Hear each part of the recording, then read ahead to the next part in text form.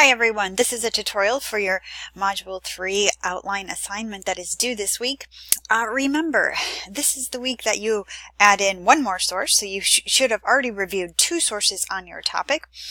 And now you're going to pick one more source, and you're going to examine that source, and based on your reading of that source and your 2 other sources, you are going to synthesize an argument. Okay, you're going to think to yourself, what basic argument is being made by all of these or supported through all of these resources? So in this case, in this example assignment that I'm showing you right now, the author has decided to create a thesis statement which lists her stance and 3 supporting reasons. Okay, the stance is the authors of all 3 articles believe that educating students about cyberbullying is important because they will become more cautious of their online activity, it will combat depression, and it will reduce the risk for substance abuse. Okay, so the argument that they are basically making is that educating students is critical. And then they came up with 3 supporting reasons for that overall stance, that educating students about cyberbullying is critical. So you need to do the same. All right, then you will outline your introductory paragraph. All introductory paragraphs begin with a hook, which is usually a startling statistic, a question, maybe a direct quote, something that really hooks the audience. Okay, then you're going to introduce your overall topic, and you will end your your introductory paragraph with your thesis statement.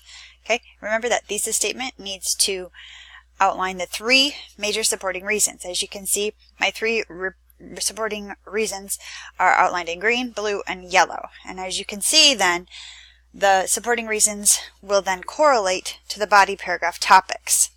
You will have 3 body paragraphs that you need to outline. You need to use research to support your supporting points. Okay, so in this case, our first supporting argument is that educating students about cyberbullying is important because they will become more cautious about their online activity. Okay, so in that case, that becomes our thesis statement, and or it becomes our topic sentence, and then we have to come up with supporting reasons. Okay, then our second topic sentence and our second body paragraph will reflect the second supporting point listed in our thesis statement. Okay, that educating students about cyberbullying is important because it will combat depression. And as you can see, that's echoed right here in my topic sentence. Then I look through my research and I come up with supporting points and list that. Notice that all information is paraphrased, and it is supported. It is accompanied by an in-text citation. Same thing goes on with body paragraph 3. You go up to your 3rd point.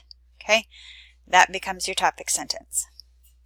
Research says it is important to teach adolescents about cyberbullying because it will reduce the risk of substance abuse.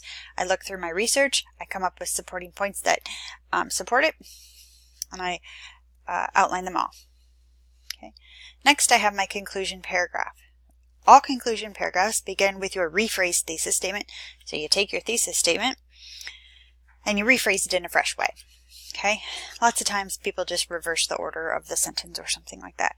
So then you would wrap up your main points and leave us with something to ponder, something interesting at the end to close it out. Don't forget to list your references, and then you will be done with your outline. If you have any questions, please just let me know, and I'll talk to you soon. Bye-bye.